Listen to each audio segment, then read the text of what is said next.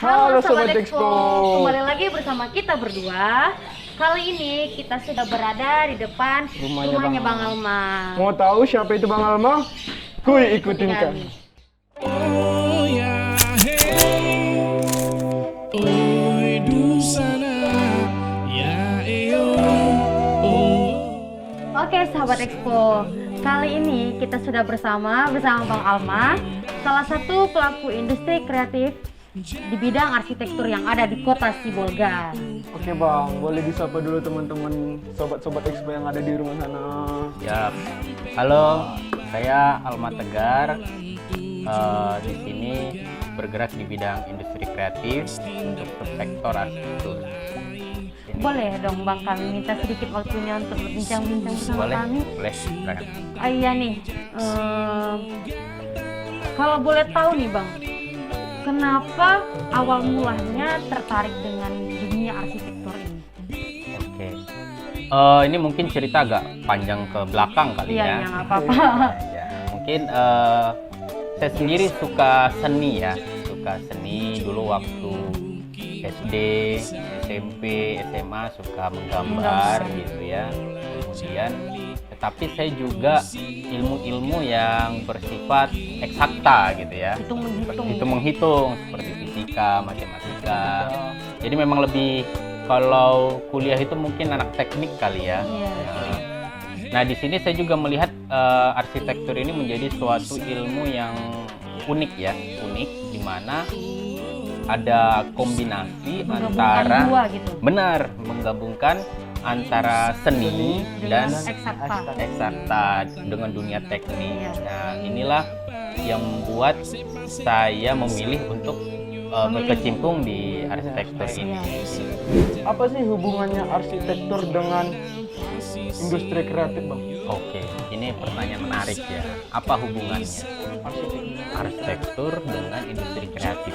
Mengapa dia masuk ke sana gitu ya? Mengapa mengarah ke sana gitu ya? Ya benar. Seperti yang saya sampaikan tadi ya, arsitektur ini kan ada unsur seninya. Iya. Yang dimana itu membutuhkan kreativitas yang mumpuni lah, maksudnya menuntut adanya kreativitas agar desain bangunan itu menarik dan itu akan menghiasi lingkungan kita ya. Nah, saya menduga ya, walaupun di balik itu ada sejumlah ilmu-ilmu teknis di belakangnya. Mungkin kalau teman-teman tahu Presiden Soekarno dia kan insinyur ya. Iya. Nah, beliau memang mengambil awalnya ilmu bangunan, walaupun subnya itu ada di ilmu arsitektur kalau tidak salah ya. Nah, walaupun dibalik sejumlah ilmu teknik yang ada di belakangnya, karena yang paling menonjol dalam dunia arsitektur itu adalah desainnya atau perancangannya, makanya dia dimasukkan ke dalam industri kreatif karena membutuhkan kreativitas. Itu sama halnya dengan ilmu-ilmu desain yang lain seperti desain interior, desain produk, dan desain apalagi ya DKV. Nah, itu kan butuh pemikiran kreatif. Apa kan boleh lihat Bang hasil-hasil karya? Oh ya, boleh. Mana nih yang paling abang sukai untuk merancang bangunan itu?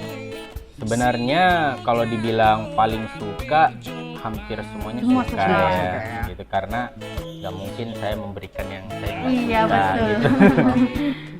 Ya mungkin sejak, nah ini adalah salah satu bangunan, ini adalah pasar modern di Balikpapan. Ini di Balikpapan. Nah, bagaimana tantangannya adalah mendesain pasar tradisional dengan bentuk modern.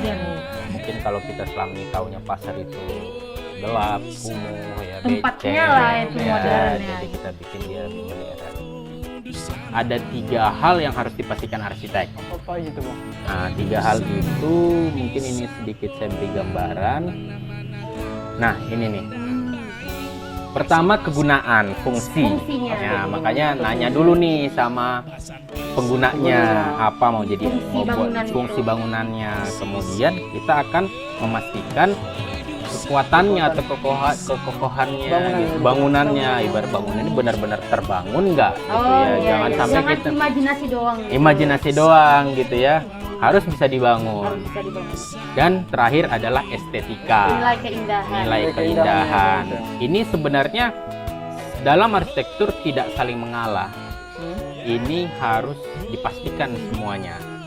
Bang, bagaimana nih pendapat abang nih tentang industri kreatif khususnya di Kota Sibolga dengan dalam bidang arsitek, Bang? Oke, mungkin pendapat saya ya. Iya, pendapat. Bagaimana perkembangan arsitektur Di di Kota Sibolga gitu ya. khususnya di bidang arsitektur. Iya, ya. Oke. Pada dasarnya saya melihat ada potensi yang luar biasa ya di Kota Sibolga ini.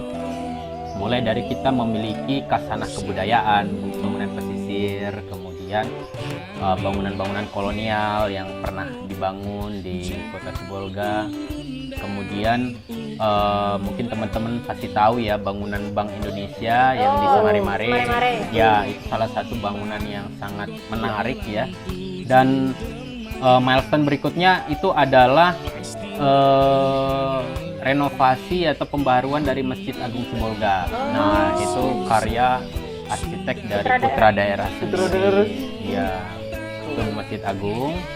Dan milestone terakhir saya melihatnya di era modern ini adalah bangunan terminal penumpang di Pelindo Sibolga. pelabuhan. Iya, pelabuhan. Sambas itu, Bang. Iya, benar Ya, sekali. ya, Nah, keren, itu mendapat award untuk terbaik di Asia Asia Tenggara Tenggara, ya. berdasarkan BIM. BIM itu adalah salah satu teknik baru untuk merancang arsitektur gitu. Nah, itu adalah milestone yang luar biasa kita punya gitu ya. Kota Sibolga, saya harapannya ke depannya semangat berarsitektur khususnya dari pemerintah, masyarakat terutama gitu ya, swasta itu benar-benar melibatkan para arsitek untuk merancang bangunan-bangunan mereka, sehingga dengan begitu di perkotaan Kota Sibolga ini akan menarik untuk menjadi suatu destinasi pariwisata ya. Nah, sahabat Expo, itu dia sedikit perbincangan kita bersama Bang Alma mengenai arsitektur. Ya. Terima kasih ya Bang Alma Sama-sama. atas sambutannya. Terima kasih atas Terima kasih waktunya. juga. Mengizinkan kami semuanya, Bang. Sukses terus. Amin. Oke, sahabat Expo, sampai di sini perjumpaan kita. Saya Sabrina. Dan saya Wardensa. Kami pamit undur diri. Wassalamualaikum warahmatullahi wabarakatuh. Oh, di sana. Dadah.